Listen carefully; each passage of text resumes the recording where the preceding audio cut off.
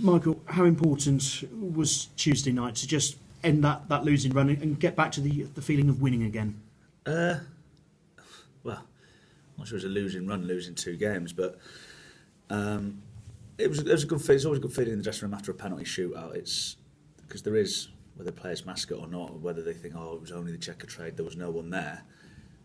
No one wants to be the one that misses that penalty. So there's a little bit of relief amongst the, I'm not sure euphoria is the word, but it was a good feeling in the dressing room afterwards. And you've always said after a win, or even before a win, get one win, back it up with another win. Presumably that's the task again now. Yeah, well, obviously it was a win. It was a draw, 90-minute result. But as another team in the top 6, they made a few changes. We made a few changes. So I was pleased with the second half. I was pleased with the resilience in the second half. We were okay first half. But I thought we used the ball really well second half and hurt them in many ways. But yeah, it's always on to the next one. And you're up against a team who, unlike quite a few of your opponents recently who've been towards the top end of the division, are a little bit closer to yourselves. How much does that change things? I know you'll say it's always about you, but does it just change the mood of the game a little bit, if you like? No, not from us. We know that if we beat them, we get closer to them, but flip that on its head, if they beat us, the gap gets wider. So we've played a lot of teams at the top end of the table, so the next run of games are important because they are against teams in and around us. And Grimsby, their results seem to be improving of late. Is that sort of how you assess them? I think we know what we're going to get from them.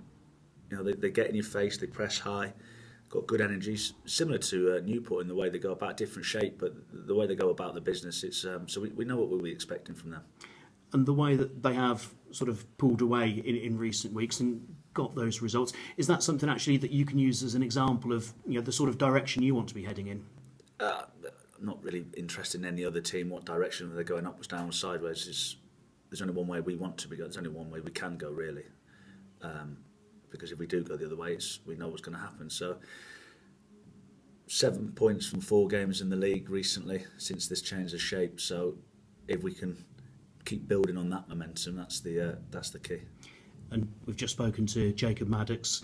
He says he's feeling fine, fit and raring to go. How important is he to that shape working?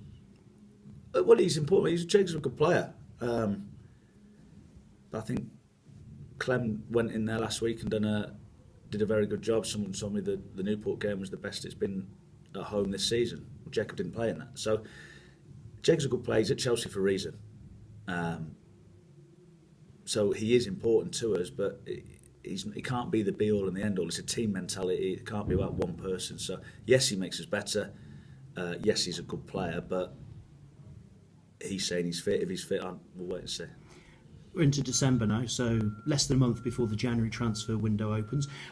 Are you able to sort of use that and to say to players, look, keep giving me more because I've got decisions to make about what I do in January? I shouldn't need to tell the players that January's coming. It's a very busy time at the minute. Phone's pretty much glued to my ear. So, yes, we're looking at certain different things, but the players shouldn't need the pressure of January to be coming. They should be worried about where they are in the league and delivering better performances, which they have done recently, and we'll be asking them to keep building and growing from there.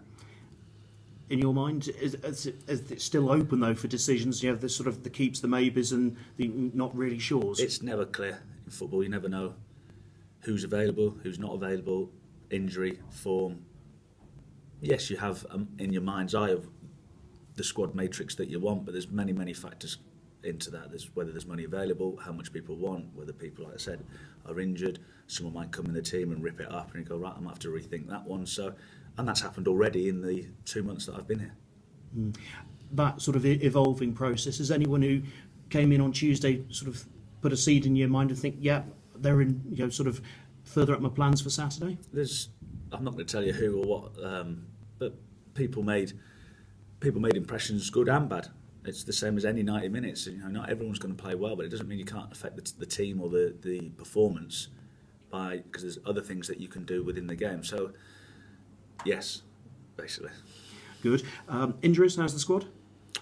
I think, as far as I know, Jacob's just told me that Jacob said he's fit. So we think Jacob will be we hope Jacob would be okay.